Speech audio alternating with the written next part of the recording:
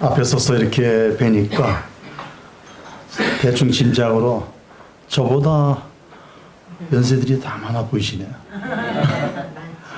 저는 올해 67세거든요. 청춘이죠? 네. 근데 제가 뒤에 앉아서 한번 생각을 해봤어요. 지금 이 시간에 이렇게 많은 어르신들이 하나님의 말씀을 갈구해가지고 말씀을 듣는 곳이 어디가 있을까? 여기밖에 없다고 생각이 들어요. 아멘. 예수님께서 어떤 말씀을 하셨냐면요. 아무라도 하나님께서 이끄시지 않으면은 내게로 올 수 없다. 이런 말씀을 하셨었거든요. 여기 오게 하신 분이 누군가요? 하나님. 하나님이시죠? 네. 야, 전부 다 모범생들만 계신 것 같아요. 네. 모범 답안만 지금 이렇게 말씀하시는데, 제가 뒤에 앉아서 오늘 말씀을 좀 어떻게 할까 주님께 계속 이렇게 기도하는데, 원고 무시하고 그냥 말씀을 하는 게 제일 좋겠다 하는 그런 생각을 좀 하게 됐습니다. 여기는 제가 볼 때에 아멘 소리도 잘 나오고 크고 그렇게 해서 이제 어느 정도 이게 하나님하고 좀 가까워지신 분들이 많으신 것 같아요. 이 가운데에는 구원받으신 분도 계실 것이고 뭣도 모르고 왔다가 예수님이 이런 분이구나 하는 분도 계신 것 같아요. 네. 그렇죠? 네. 그래서 아주 보편적인 그런 말씀으로 모두가 이렇게 좀 적응할 수 있는 그 말씀을 전하고 싶은데, 말씀드리기 전에 제가 저희 교회에 나오는 한 형제 이야기를 좀 드리고 싶어요. 이제 저희 살고 있는 그 동네 교회에 이제 형제가 있습니다. 근데 이 형제가 장례 문화원의 원장으로 근무를 하고 있어요. 예. 좀 섬뜩하죠? 그런데 이 친구가 얼마 전에 그런 얘기를 하더라고요.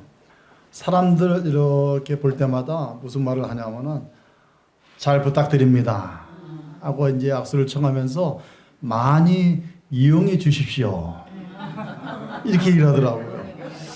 그래서 제가 나중에 그 얘기를 듣고 야, 그 말에 좀 어폐가 좀 있는 것 같다. 솔직히 나도 많이 이용해주고 싶은데 한 번밖에 이용을 못할 것 같다. 하고 이렇게 얘기를 했어요. 여기 앉아 계신 우리 어르신들도 많이 이용해주고 싶은 마음이 굴뚝 같지만 몸뚱아리가 하나밖에 없어서 한 번밖에 우리가 이용을 못하겠죠. 네. 근데 그 친구가 장례문화원의 그 원장으로 가면서 무슨 얘기를 하냐면은 야, 진짜 사람 볼 거 없어요.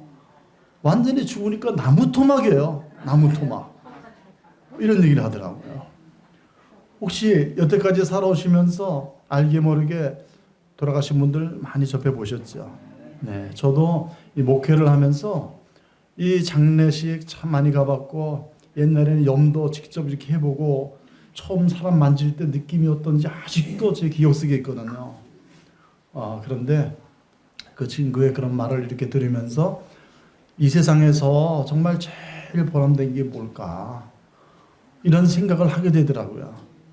우리들은 보통 하나님 알기 전에는 내 나름대로의 계획이 있고 욕심이 있고 하고 싶은 일들이 있고 그렇잖아요. 그죠? 그런데 지금 어렸을 때, 젊었을 때 계획했던 모든 것들이 다 이루어졌습니다. 안 계시죠? 90%안 계시죠? 네, 없어요. 더 밑으로 내려가서 10% 이렇게 여쭤봐도 대답하기가 쉽지 않을 것 같습니다. 네, 솔직히 이 앞에 있는 저도 제가 어렸을 때 계획했던 거하고는 너무 다른 모습으로 제가 여기 이렇게 서 있기 때문에 우리가 살아가면서 내 마음대로 계획하고 그 길로 간다? 이건 사람 일은 하나도 모른다는 얘기입니다. 오늘은 특별히 여기 오늘 처음 나오신 분들이라도 하나님이 우리에게 주신 양심이 있기 때문에 이 양심으로 생각할 수 있는 그 부분을 좀 말씀드리고 싶어요. 그 무엇보다 저는 어려서부터 그런 궁금한 게 있었는데 뭐냐면은 하나님이 진짜 계실까? 이거 굉장히 궁금했어요. 하나님이 진짜 계시는가? 어렸을 때 제 옆집에 사는 친구하고 매일 이게 다퉜는데 어떻게 다퉜냐면 걔는 교회를 다녔어요. 근데 저는 교회를 안 다녔습니다. 고향이 어디냐면은 그 서울 안암동 고려대학교 바로 정문 그쪽에 저희 집이 있었는데 그 고려대학교에서 살짝 비껴가면은 개운사라고 하는 절이 있었어요. 혹시 거기 가보신 분이 계실지 모르겠는데 저는 뭣도 모르고 어렸을 때 어머니 손잡고 1년에 한 번씩 거기 가서 부처님이 이 큰 바위에 새겨져 있는데요. 높이가 제 기억으로는 한 4m 정도 된 것 같아요.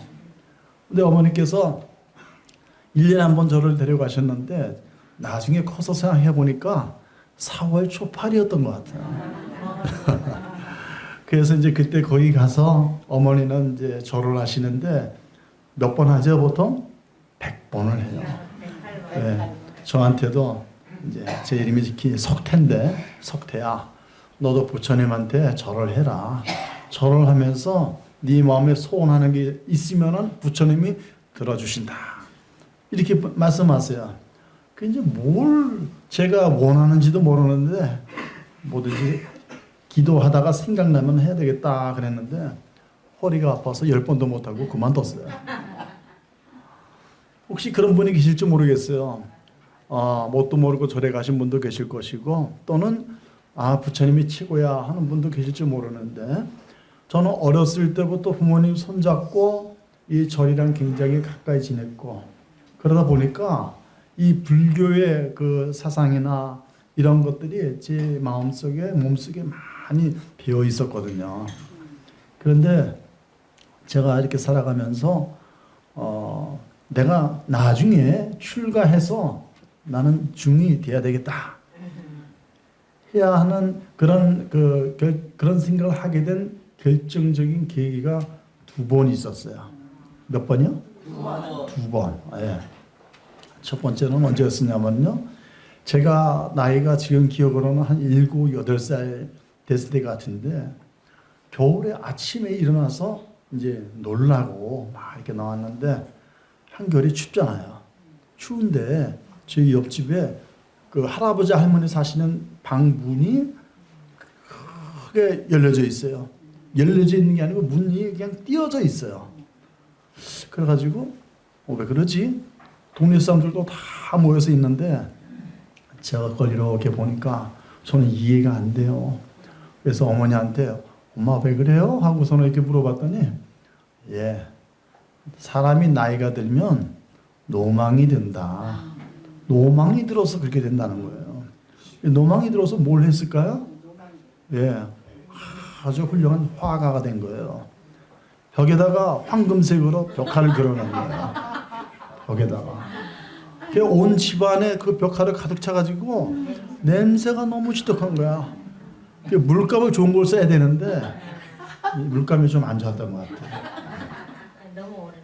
그래가지고 제가 어렸을 때 그걸 이렇게 바라보면서 사람이 늙으면 저렇게 되는 거구나.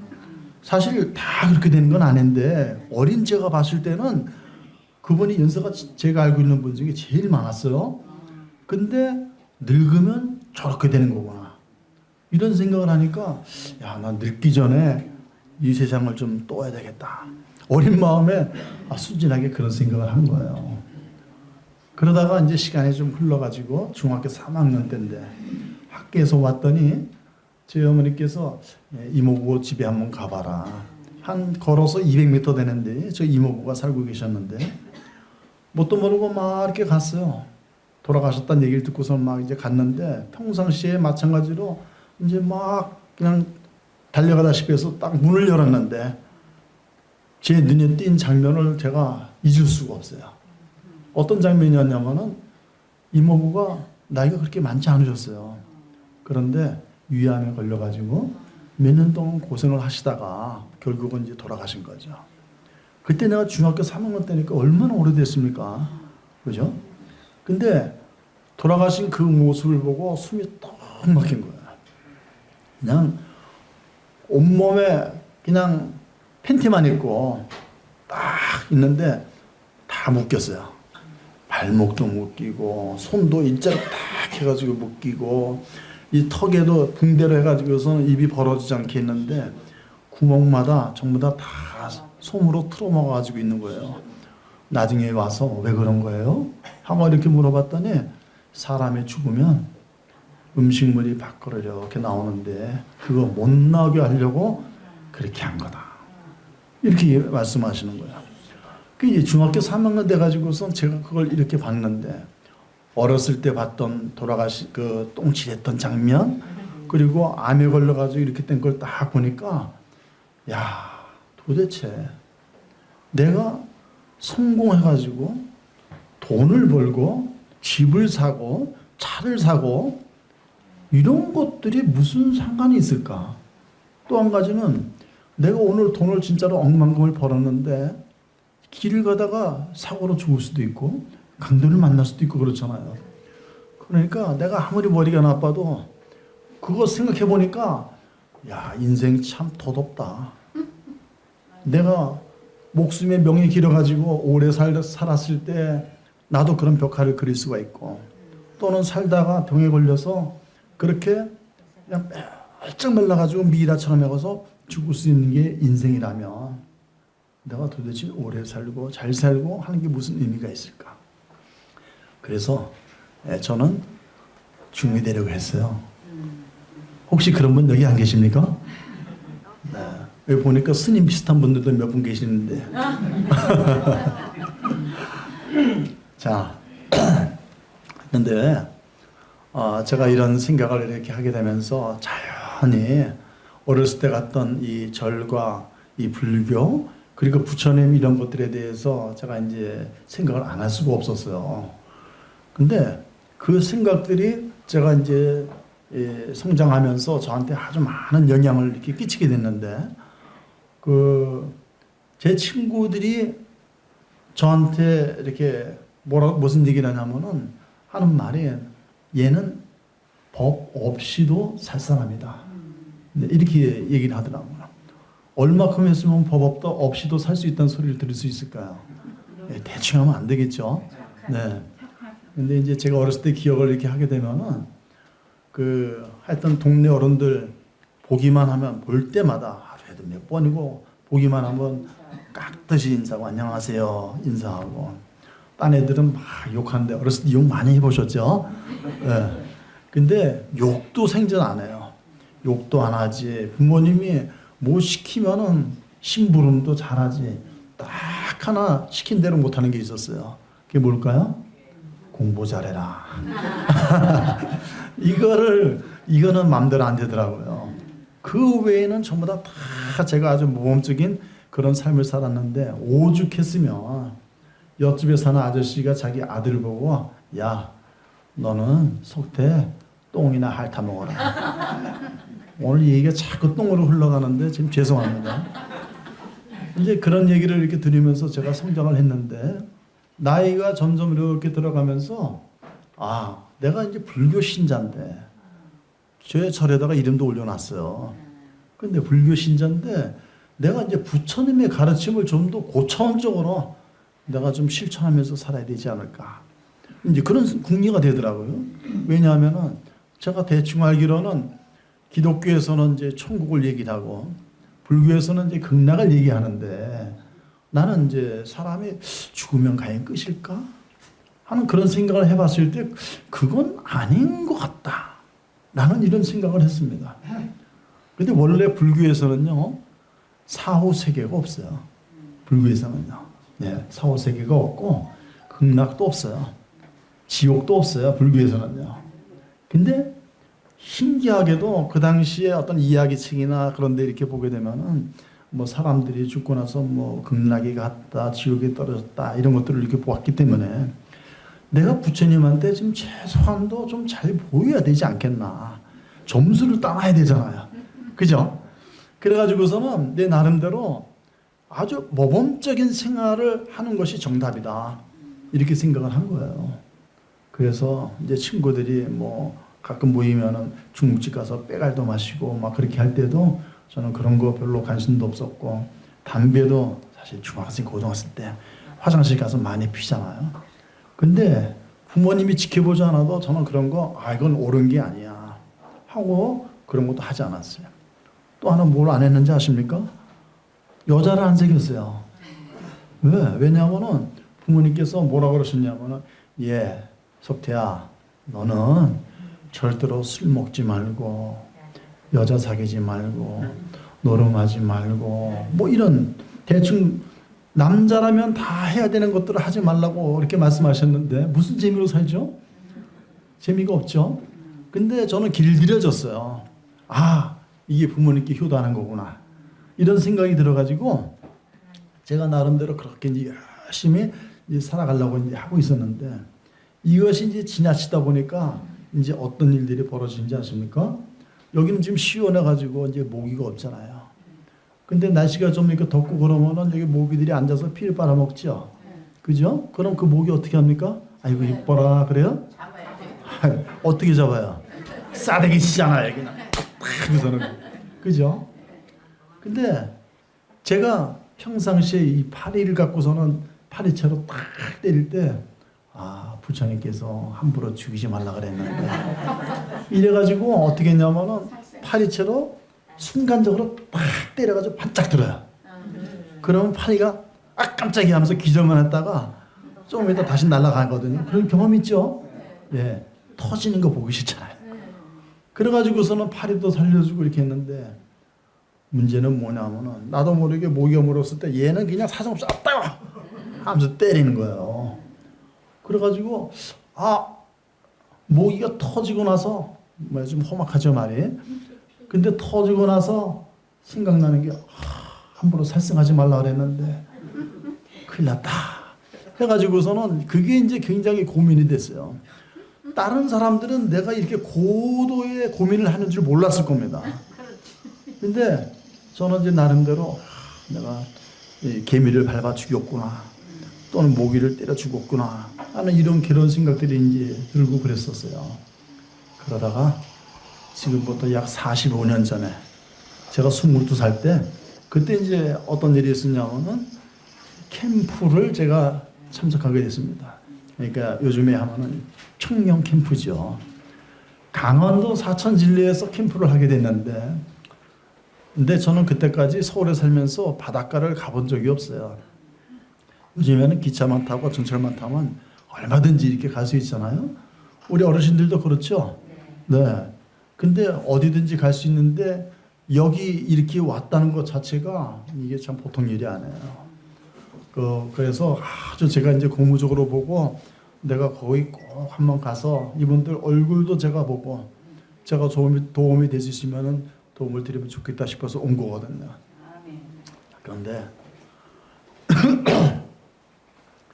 제가 거기 가서 아주 충격적인 그런 경험을 하게 됩니다. 어떤 경험을 하냐면, 전국에서 한 200명 정도의 그 청년들이 전국에서 다 모였어요. 저는 부모님한테 어떤 교육을 받았죠? 너는 여자 사귀지 마라. 이렇게 이제 교육을 받고 거기에 딱 갔는데, 가기 전까지 비가 혹 쏟아졌어요. 그래서 캠프에 딱 도착했는데 참 신기하게 캠프에 도착하니까 비가 그치기 시작했어요.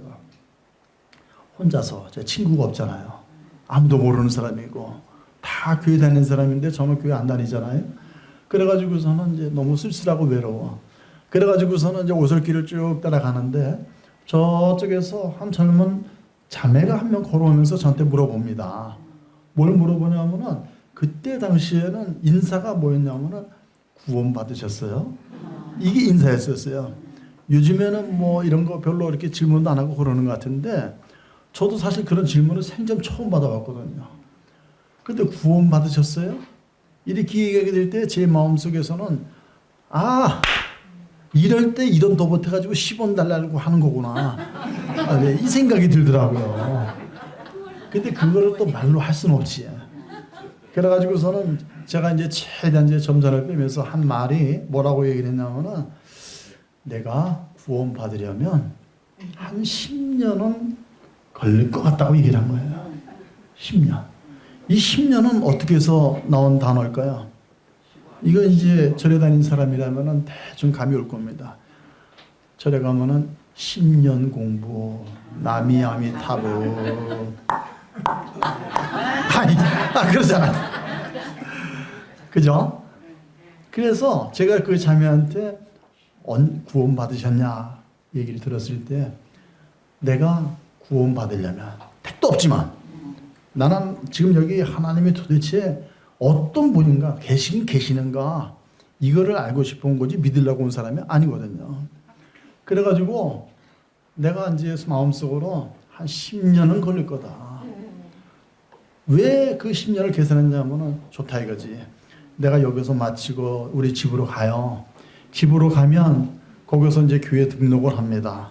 교회 등록해가지고 성경 말씀을 내가 딱 보면서 하나님께서 이걸 원하시는구나 해가지고 그 말씀들을 하나하나 잘 지켜나가는 거예요. 그렇게 해서 한 10년 되면 하나님께서 어느 날 갑자기 나타나가지고 꿈에 나타나든 현실에 나타나든 그만하면 됐다. 내가 너를 내 자녀로 받아줄게. 그런 기간이 10년이었어요. 그런 생각으로 제가 이제 거기를 갔던 거였었거든요. 자, 그래서 이제 말씀을 이렇게 듣기 시작하는데 저는 이제 거기에 분명 목적이 있어서 갔어요. 왜냐하면 제가 거기 가기 전까지 참 이상하게도 만나는 사람마다 저한테 전부 다 예수님 믿으라고 하는 얘기를 제가 들었어요. 이상하다. 요즘에는 왜 만나는 사람마다 전부 다 나한테 예수를 믿으라 그러지? 그리고 또 이상한 게 또 뭐냐면은 그 중에 또 많은 사람들이 여자들이에요. 우리 엄마가 여자 만나지 말라 그랬는데 왜 자꾸 여자들이 나한테 와서 예수 믿으라 그러지? 그래가지고 은근히 부담도 되고 또 나이가 차니까 또 여자가 또 그리워지더라고요. 그래가지고 이 감정이 아주 복잡미묘하게 흘러가는데 이제 제가 이제 거기에서 이런 복잡한 가운데에서 이제 그런 것들을 생각을 한 거예요. 이상하다. 왜 요즘은 만나는 사람마다 다 나한테 예수님 믿으라 그럴까? 그러면서 어떤 생각이 들었냐면은 나는 생전 다른 사람한테 내가 어렸을 때부터 20살 될 때까지 부처님 믿으세요. 이런 얘기를 제가 한 적이 없었어요.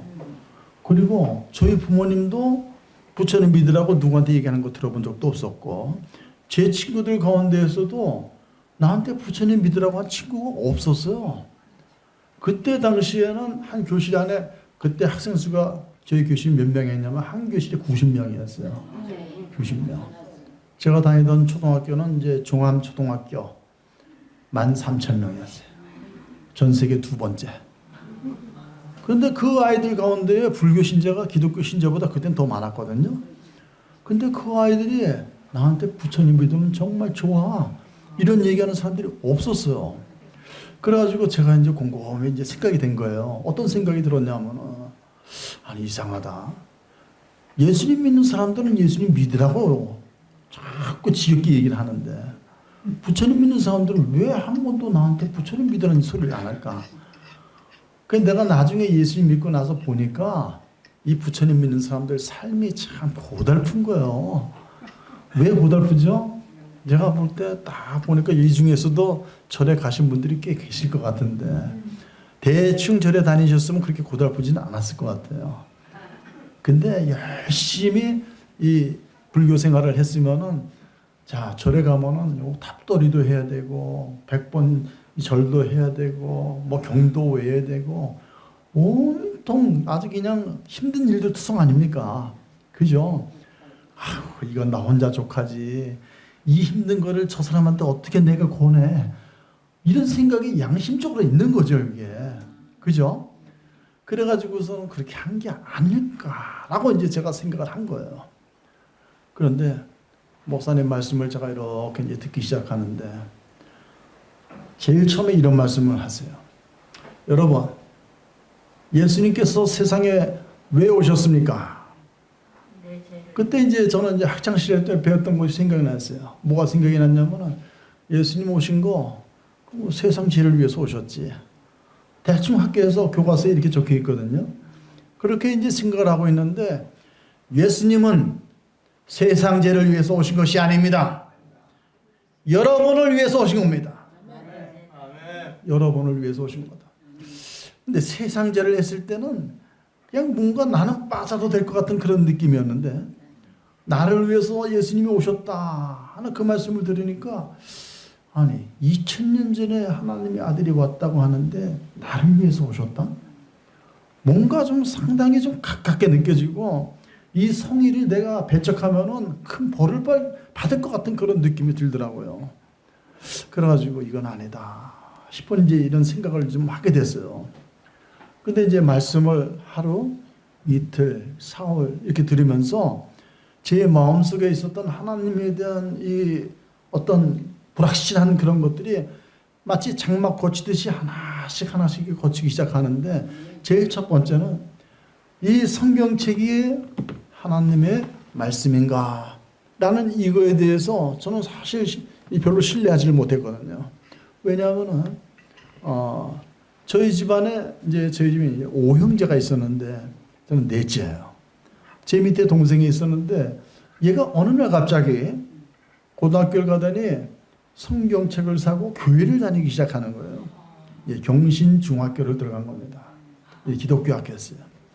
근데 이제 책이 있으니까 제가 이제 그 책을 도대체 성경이 도대체 무슨 책인가 싶어가지고 이렇게 봤는데 대충 봤는데도 성경에는 아주 이상한 내용들이 참 많았어요. 특별히 이제 마태복음 같은데 이렇게 보게 되면은 거기는 내가 잠이 안 올 때 거기를 읽으면 잠이 잘 오는 거예요. 계속 낳고 막 이 얘기만 나오니까 와 이게 도저히 이 마태복음 1장 여기를 넘어가지고 내가 못하고 잠이 들고 이래요. 제가 책 보기를 참 좋아했는데 희한하게 성경책만 보면 잠이 오는 거예요. 근데 이제 그 뒤에 나중에 보게 되면 뭐 예수님이 구름 타고 오신다, 지옥이 있다, 천국이 있다, 뭐 용이 등장하고 죽은 자가 살아나고 이런 택도 안 되는 얘기들이 있는 걸 보고서는 아 이건 참 믿을 만한 책이 못 된다 하고서는 제가 이제 이런 것들을 아예 무시를 하고 거기서 이제 우리가 이제 좀 본받을 만한 뭐 남을 사랑하라 뭐 이런 것들 너희는 빛으로 소금으로 살아라 뭐 이 정도는 내가 수용할 수 있지 해가지고 이제 그 정도만 이렇게 받아들이고 있었는데 나머지 부분에 대해서는 야, 참 어리석다. 예수님 제 아들이 이 성경책을 쓴 것 같은데 사람들을 좀 넘어오게 하려면 좀 우리가 이해할 수 있고 받아들일 수 있는 그러한 걸 갖고 해야지 뭐 나사로에 나오니라 하니까 뭐 붕대가 다 맨체로 뛰어나오고 이 말이 안 되는 거잖아요 이게. 그래가지고서는 나는 이 하나님이 계시다는 것조차 이 성경책이 하나님의 말씀이라는 것조차 믿지 못하고 있었는데 말씀을 이렇게 들으면서 성경이 이게 사실이구나 하는 것을 깨닫게 된 거예요. 아멘. 그거 참 신기하죠. 제가 거기 간 지 며칠 됐습니까?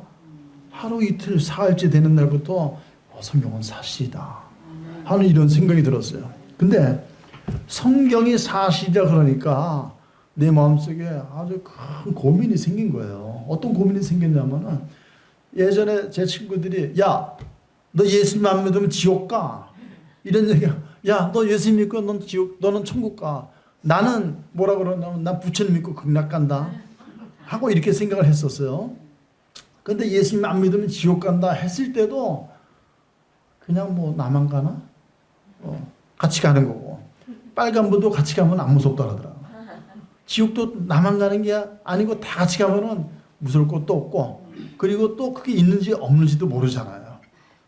그런데 이 말씀이 사실로 인식이 되기 시작하니까 야, 이 불구덩이 지옥이 너무 심각한 거예요. 예수님께서 뭐라고 말씀하셨죠? 너희가 팔을 자르고 눈알을 뽑아서라도 지옥에 안 갈 수 있다면 그렇게 해라. 이렇게 얘기하는 거예요. 야, 이거 심각한 거예요. 팔을 자를 때 여러분 그 고통이 얼마나일까요? 팔을 자를 때 칼로 잘라야 되나, 톱으로 썰어야 되나, 기계로 잘라야 되나, 어떤 것 생각해도 끔찍하죠. 더군다나 네 눈을 다 뽑는다. 이건 더 끔찍하지 않습니까? 근데 그렇게 해서라도 지옥에 가지 않도록 해라. 다른 사람도 아니고 4대 최소한도 세대 4대 성인 중에 한 분이신 예수님이 그 말씀을 하셨기 때문에 이건 내가 장난으로 넘길 수가 없었던 거예요. 그래서 캠프 기간 동안에 은근히 이제 고민들이 생기기 시작했어요. 야, 지옥이 분명히 있는 것 같은데 어떻게 해야 되나 하고서는 이제 고민이 된 거예요. 그런데 내가 그런 말씀을 보는 가운데서도 이 사람의 마음이 참 얄쌉한 것 같더라고요. 로마서에 보게 되면 모든 사람이 다 죄인이다 이런 말씀이 있거든요. 많이 들어보셨죠? 네, 모든 사람이 다 죄인이다 그러는데 저는 거기에 절대로 동의할 수가 없었어요. 왜냐하면 아시다시피 저는 모범맨이었어요. 모범생. 어머니가 하지 말라는 거 한 가지만 빼놓고 다 시켰어요. 그런 사람 별로 없어요. 그죠? 네. 그래가지고 성경 말씀에 모든 사람이 죄인입니다. 당신도 죄인입니다. 이런 얘기할 때 나는 빼고 내 속으로 그런 생각을 했어요. 죄인은 어떤 사람이 죄인이라고 생각했냐면은 죄 짓고 감옥 안에 들어가 있는 사람이다. 사기치고 거짓말하고 사람 때리고 죽이고 이런 사람들이 들어가 있는 감옥 안에 있는 사람들이 죄인이지 나는 절대 죄인 아니야. 나보다 착한 사람이 있으면 나오라 그래. 해가지고서는 제 마음속에 아주 교만이 하늘을 찔렀어요. 자타가 공인하는 아주 모범생이었으니까. 그런데 제가 이 하나님의 말씀을 보면서 이제 그 부분에 대해서도 자신감이 사라지기 시작했어요.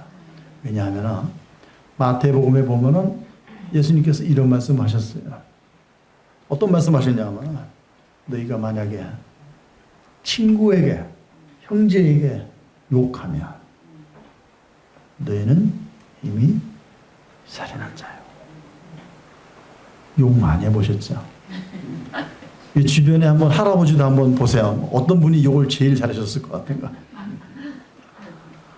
근데 할머니들도 또 못지않죠.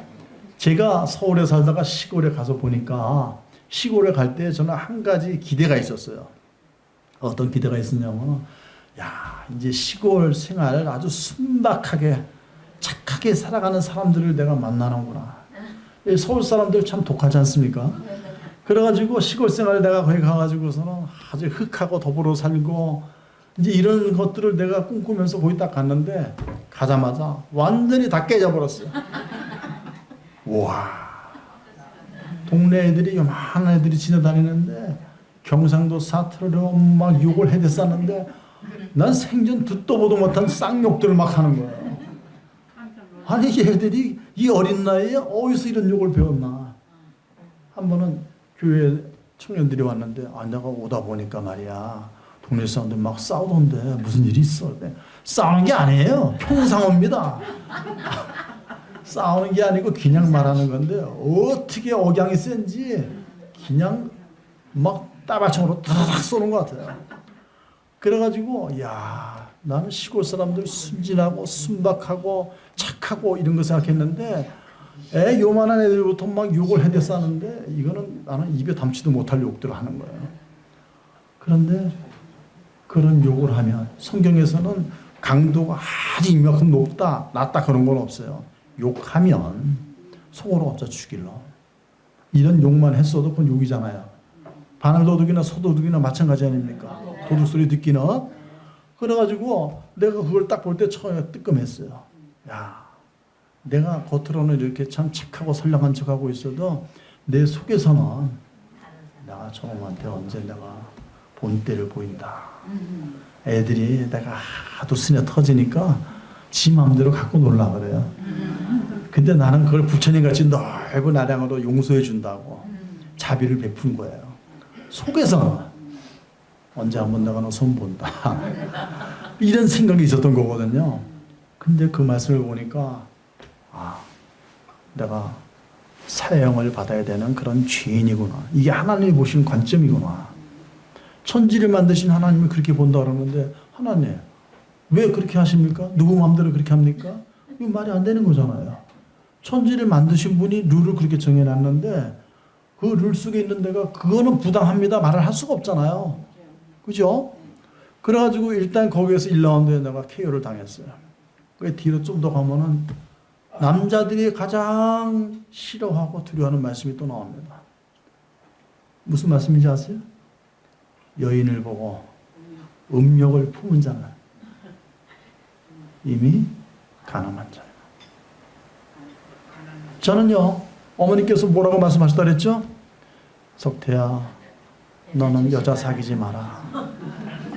이렇게 했는데 제 마음속에서는 자꾸 이성에 대한 생각들이 나요. 아름다운 여인들을 보게 되면 남자들은 어떤 생각을 합니까? 우리 어르신들, 여기 할아버지들, 이쁜 여자를 보면은 그 마음속에 어떤 생각이 들어요? 그냥 눈 딱 감고 지나갑니까? 딱 감고 지나가도 마음속에 별 생각 다 들죠? 솔직하게 하세요. 그죠? 근데 제 마음속에서 그 말씀을 딱 보는 순간 내 속을 하나님께 들킨 것 같아가지고, 야, 내가 보시도 살고 이렇게 선량한 사람처럼 내가 인정받고 있는데 이것만큼은 내가 피해갈 수가 없다. 남자로 태어나는데 이성을 찾고 그런 거는 이거는 하나님이 정하신 법칙인데 이 법칙을 내가 거스르면서 살 수 없었던 거예요. 그래가지고 내가 분명히 죄인이구나. 그러면 이 지옥을 나는 죄인된 사람으로서 분명히 갈 수밖에 없는데 어떻게 할까? 이런 실질적인 고민을 제가 하게 된 거예요.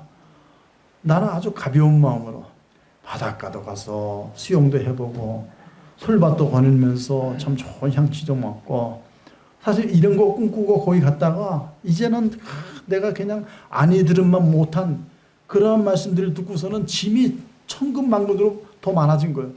모를 때는 마음이 편했는데 내가 죄인이다. 죄인일 수밖에 없는 빼박 증거들을 이렇게 보면서 와, 괜히 왔다 하는 그런 생각도 들더라고요. 그런데 말씀을 듣다 보니까 이런 생각이 드는 거예요. 3일째 되는 날인데요. 그런데 예수님이 도대체 왜 오신 거지? 예수님이 도대체 왜 온 거야 도대체? 내 속에서 그런 질문이 나왔어요. 그냥 하나님 말씀, 이 성경의 사실이고 하나님 살아계신 여러 증거들을 이렇게 봤는데 그럼 도대체 예수님은 왜 온 거야? 하는 이 말씀들을 이제 생각하게 된 거죠. 근데 들었던 말씀들이 생각이 났어요. 요한복음에 있는 말씀. 보라, 세상 죄를 지고 가는 하나님의 어린 양이로다. 첫날 세상 죄라고 얘기를 했는데 그 세상에 이제 내가 속해 있구나라는 것들을 이제 말씀들을 통해서 내가 이제 말씀을 듣고 깨닫고 이제 이해가 됐어요. 그럼 이제 그 예수님은 이제 멀리 떨어진 존재가 아니라 나하고 아주 밀접한 관계를 갖고 있는 그런 분이잖아요. 그래가지고 예수님이 오신 이유가 나 때문에 왔다. 이제 이것까지는 분명히 접수가 됐습니다. 그런데 계속 풀리지 않는 것들이 있었어요. 그것은 뭐냐면 내가 하나님의 말씀을 얼마큼 지켜야 될까 하는 거예요. 그때까지 어떤 생각을 하고 있었냐면 부처님의 계명을 지키는 거나 하나님의 계명을 지키는 거나 똑같은 거 아니야? 저는 그렇게 생각을 했어요. 그래가지고 하나님의 양심이 있다면 나같이 이렇게 선량하게 살아가는 사람 안 데려가면 그건 하나님이 아니지 하고 이렇게 생각을 한 거예요. 솔직히 그런 계산 나올 수 있잖아요. 그죠? 하나님만의 유일한 신이 아니고 부처님도 신이고 하나님도 신이라면 나는 애초에 불교에 몸을 담고 있었고 부처님이 더 가까운데 그렇다면 나는 하나님 나라 못 가면 나 부처님 나라 가면 되고 부처님 가르침대로 나는 모기 새끼 한 마리도 안 죽이려고 노력을 했는데 하나님이 그 중심을 보신다면 지옥에 보낼 수가 없어 하고 위로를 받았던 거죠. 그런데 부처가 거짓이냐는 거 내가 분명히 알게 됐어요. 생각해 보세요. 부처님은 지금보다 한 2700년 전에 이 세상에 오셨거든요. 근데 대충 계산해봐도 하나님은 처음이 없어. 일단 성경 말씀에 보니까 태초부터 있는 말씀에 관하여는 하고서는 우리가 만들어지기 전에, 사람이 있기도 전에 하나님은 스스로 존재할 것이다.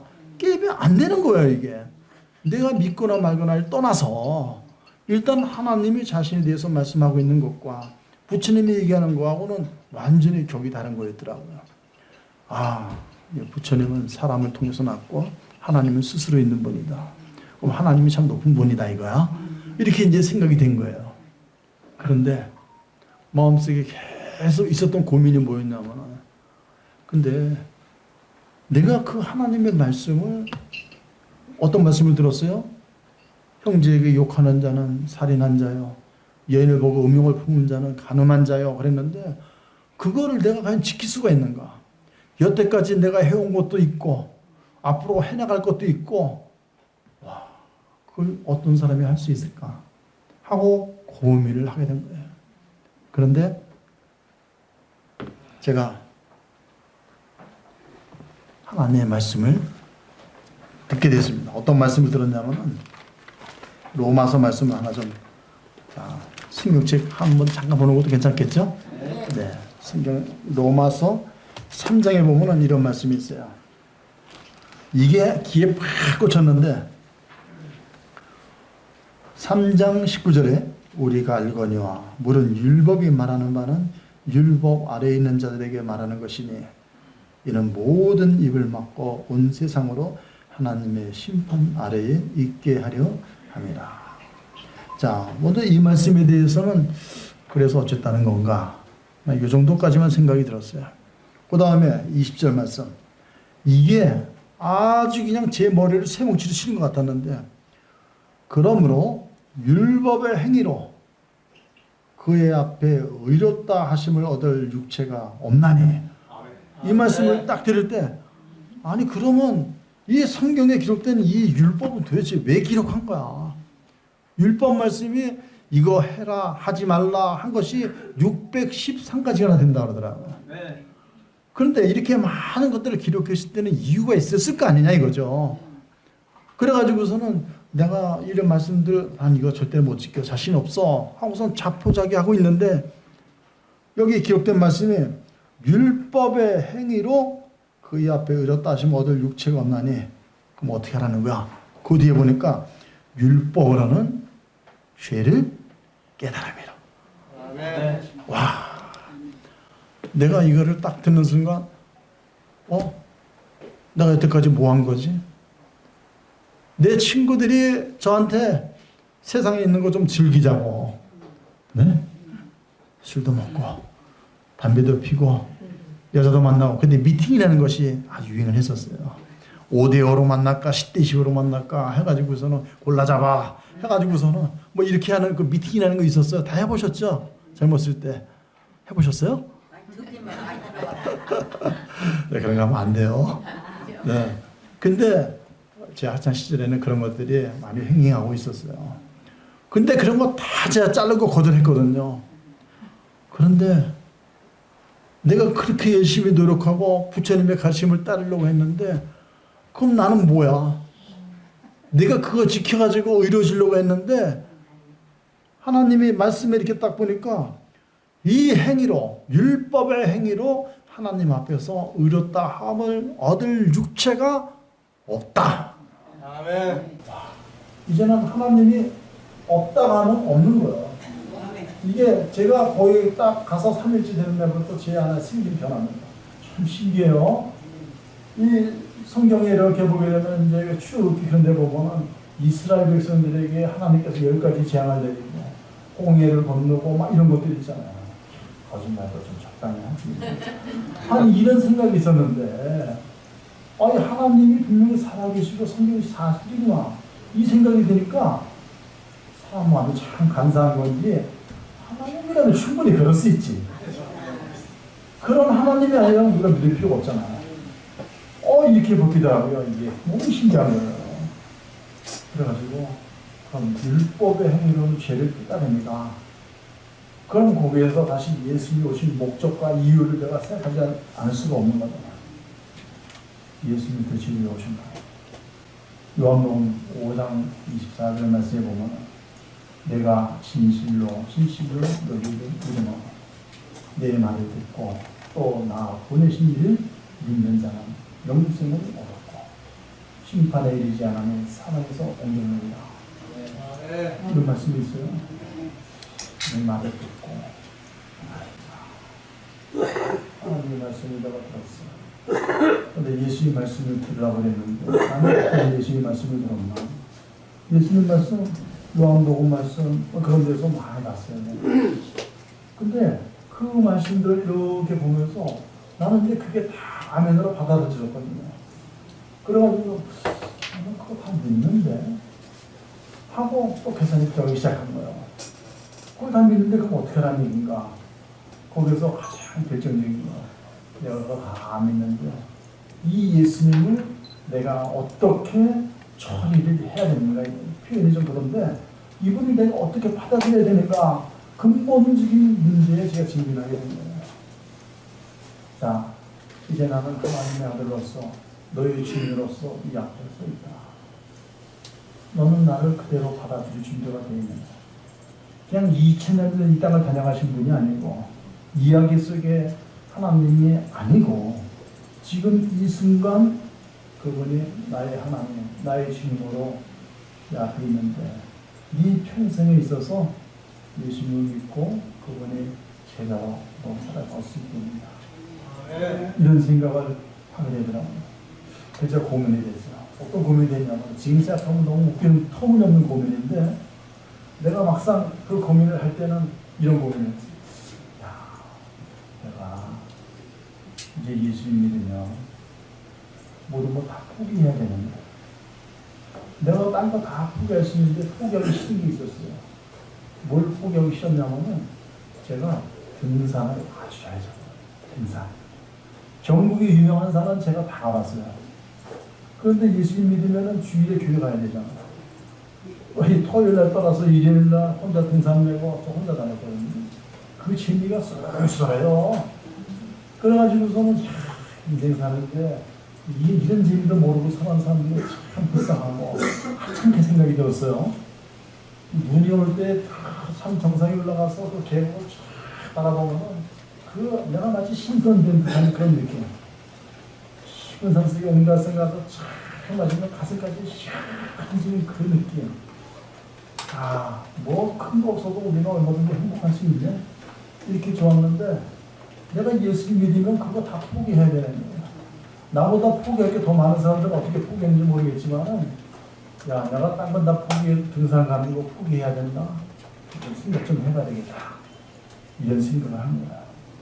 그런데 주님이 이런 마음 생각을 주신 거예요. 뭐냐면 찬송과 가사가 또 생각이 나요. 고백해가지고서는 제가 뭐 찬송을 알면 얼마나 알겠어요. 근데 어떤 찬송이 생각나냐면 나 너희의 내 몸을 주었건만 너 나의 무엇이냐. 아, 이게 또 머릿속에서 다 떠오르는 거예요. 야, 하나님의 아들이 나를 위해서 자기 목숨을 버리셨는데 내가 기껏 등산하는 것 때문에 당신하고 동행하기 싫어요. 이거는 그동안 내가 살아온 성장 과정을 비춰봤을 때도 너무나 비양심적인 거였어요. 아, 이건 사람이 아니다 이거는.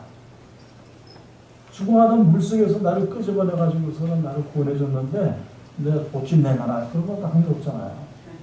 아, 내가 앞으로 어떤 일이 있을지 모르지만 천지의 풍성한 것을 이분이 나를 보내주신 분이에요. 이분이 현재 나의 주인이시다. 무슨 일이 있어도 내가 이분을 배반할 수는 없다. 그 마음속에 결정을 한 거예요. 마음속에 엄청난 평화가 찾아왔어요. 나는 구원이라는 거 처음에 말씀드릴 때 뭐라고 그랬습니까? 내가 구원받으려면 한 10년은 있어야 될 거다. 불과 3일 만에 제가 주님을 영접한 거예요.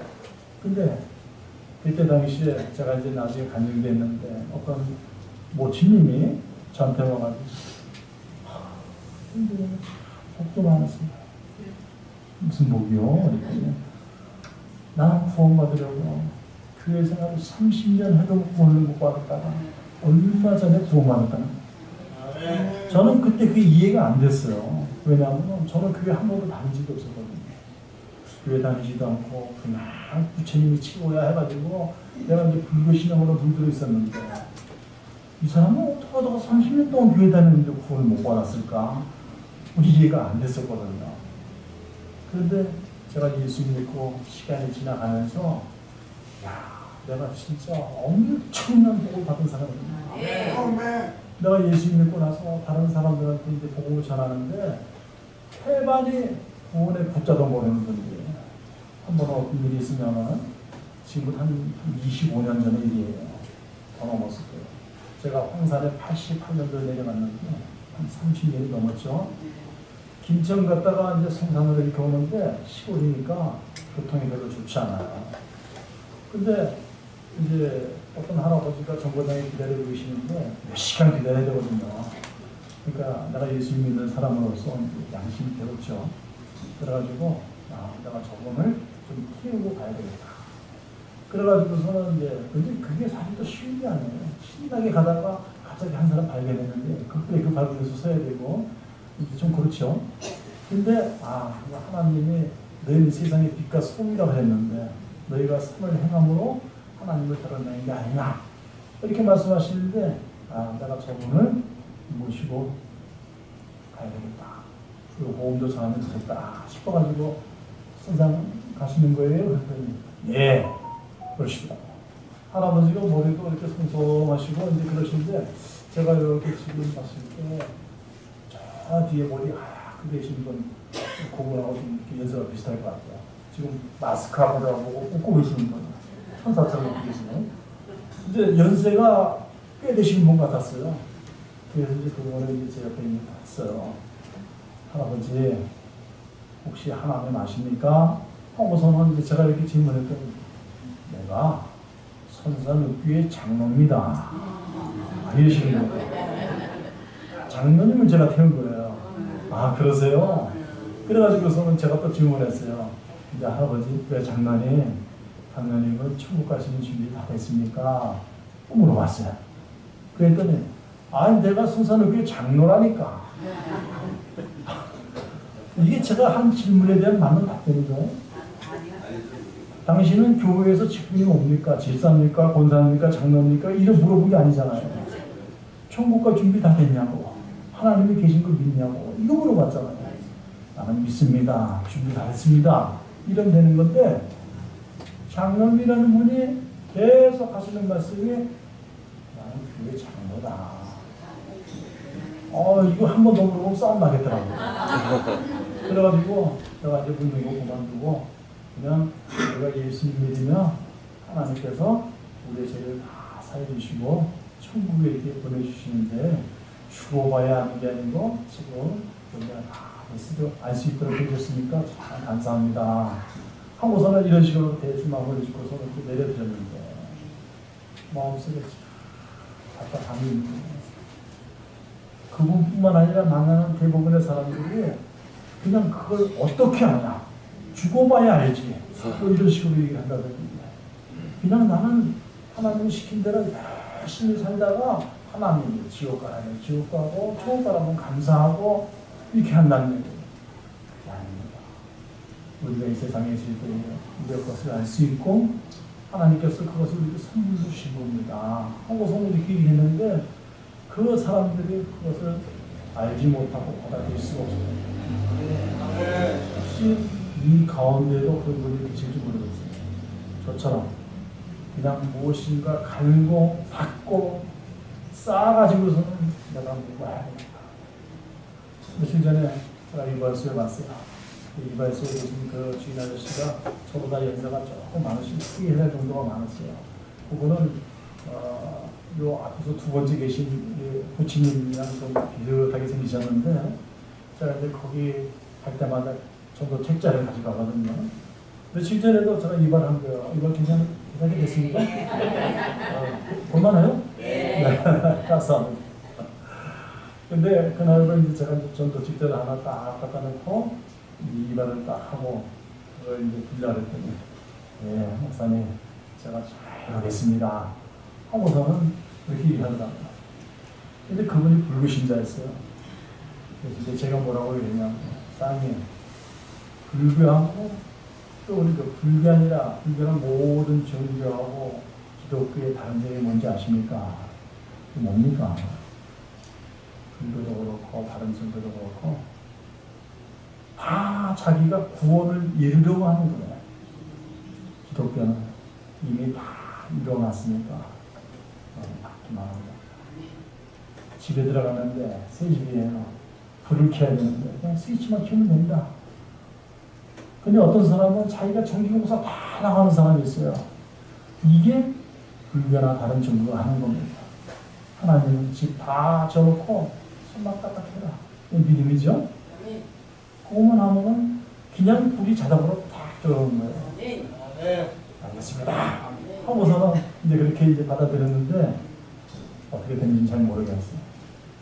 근데 저는 그분 때문에 일부러 또 이 목욕탕에 가고 그분 만나고 이렇게 하는데 우리 목욕탕에서 일하시거든요. 하여튼 내가 이 나이에 대해서 생각이 분명히 되는 거야. 내가 그리스도 바깥에 있었으면 나는 어떤 삶이었을까. 우리 교회 어떤 그 장로 형제는 그런 얘기를 이제는 제가 예수님 안 믿었으면 저는 아마 감옥에 있지 않았을까 싶다. 이런 얘기한다. 그럴 만한 이유가 있었어요. 처음에 홍상 갔을 때 그 친구가 고등학교 2학년이었어요. 4명인가 되는 학생들이 교회 생긴다 그러니까 궁금해가지고 쫓아왔는데 그 중에 5명이 왔었어요. 5명이 왔는데 그 중에 3명이 구원받고 교회에 지체가 됐고 2명은 한 사람은 세상으로 갔다가 늦게 철이 들어가지고 요즘에 다시 교회도 시작하고 있어요. 한 사람은 어떻게 되는지 아십니까? 이 세상 사람이 아니에요. 근데 이 세상을 떠난 게 아니고 떠나기 전에 택시가 되고 정말 해서는 안 되는 그런 일들을 한 거죠. 그런 걸 보면서 아마 생각을 하는 것 같아요. 그 친구랑 나랑 너무 친하게 지냈는데 그 친구들 얘기는 그래요. 시골에 살면서 그냥 지나다니다가 다리 아프면은 뭐 그 오토바이 있으면은 그거 점화시켜가지고서는 그거 타고 나가고 시골이니까 과일이 많이 이제 사가서 지나가다가 배고픈 모양 가가지고 그거들 그냥 막 무단으로 치우고 치우고 이렇게 하면서 우리가 살았다는 거예요. 죄인지도 모르고. 근데 내가 예수님 알지 못했으면 나도 그런 죄 가운데서 점점 이렇게 하다가 감옥에 있지 않았을까. 네. 자, 이제 제 이야기를 좀 마치고 싶어요. 여기 계신 이 어르신들 아마 저보다도 인생에 대해서 더 많이 알고 계시고 여기까지 오셨을 때는 야, 나도 한번 본전을 좀 찾아봐야겠다. 죽고 나서 뭐 천국이 있는지 없는지 없으면 괜찮아요. 그죠? 근데 있는데 내가 그걸 알지 못하고 믿지 못해서 거기 떨어지면 기분이 어떻겠어요? 지옥에 떨어진 사람들의 특징은 일을 간다하죠. 내가 알아요. 나한테 기회가 있었는데 내가 그것을 잡지 못했기 때문에. 여기 계신 우리 어르신들 절대로 기회 놓치지 마시고 2000년 전 십자가에서 우리를 구원해 주신 예수 그리스도 감사합니다. 이렇게 받으시기 바랍니다. 하나 말고 마치겠는데요. 아까 읽었던 그 말씀 밑에 보니까 이제는 율법 외에 하나님의 한 의가 나타났으니 율법과 선지자들에게 증거를 받은 것이다.